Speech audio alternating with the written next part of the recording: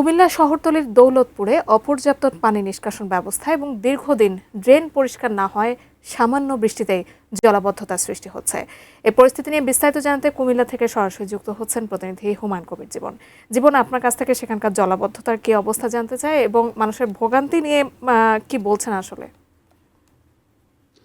জি, ধন্যবাদ জানাচ্ছি। আমি এই মুহূর্তে যে জায়গাটিতে দাঁড়িয়ে আছি সেটি কুমিল্লা শহরতলি ছায়াবিতান দৌলতপুর সড়কে মাঝখানে দাঁড়িয়ে আছি। আমার সামনেও পানি রয়েছে, পিছনেও পানি রয়েছে। মূলত আসলে এই এলাকার মানুষ কিন্তু জলাবদ্ধতায় বন্দী হয়ে পড়েছে। বিশেষ করে এখানকার যারা বাসিন্দার রয়েছেন, প্রায় ৫০,০০০ মানুষ কিন্তু এই জলাবদ্ধতার কারণে কিন্তু চরম দুর্ভোগ পোয়াচ্ছেন। বিশেষ করে এই সড়কের পাশে অ্যা কুমিল্লা সরকারি ভিক্টোরিয়া কলেজ রয়েছে, তার সারা কুমিল্লা ছায়াবিতান প্রাইমারি স্কুল রয়েছে। যারা শিক্ষার্থী রয়েছেন তারা কিন্তু প্রতিদিন চরম দুর্ভোগ পোয়াচ্ছেন। বিশেষ করে আমি যদি বলি যে আসলে গত কয়েকদিনের বৃষ্টির পানি এবং এইখানে যদি আসলে সামান্য বৃষ্টি হয় এই সড়কে কিন্তু একেবারে তলিয়ে যায় এবং এখানে কিন্তু প্রায় হাঁটু সমান, অনেক সময় কোমর সমান পানিও হয়।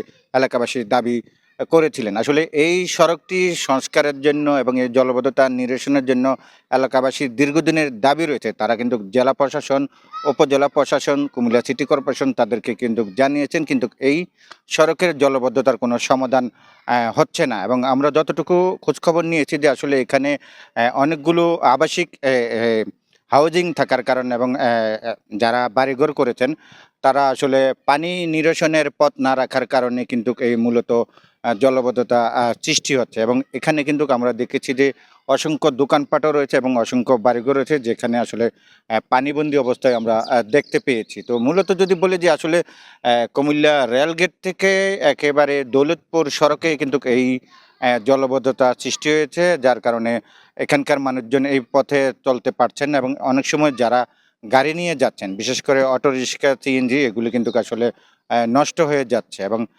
বিশেষ করে এখানে অ্যাম্বুলেন্সের গাড়ি যেতেও সমস্যা হচ্ছে। সবকিছু মিলে যদি বলি যে আসলে এই ছায়াবিতান এলাকার মানুষ কিন্তু সীমাহীন কষ্টের মধ্যে দিয়ে আছে।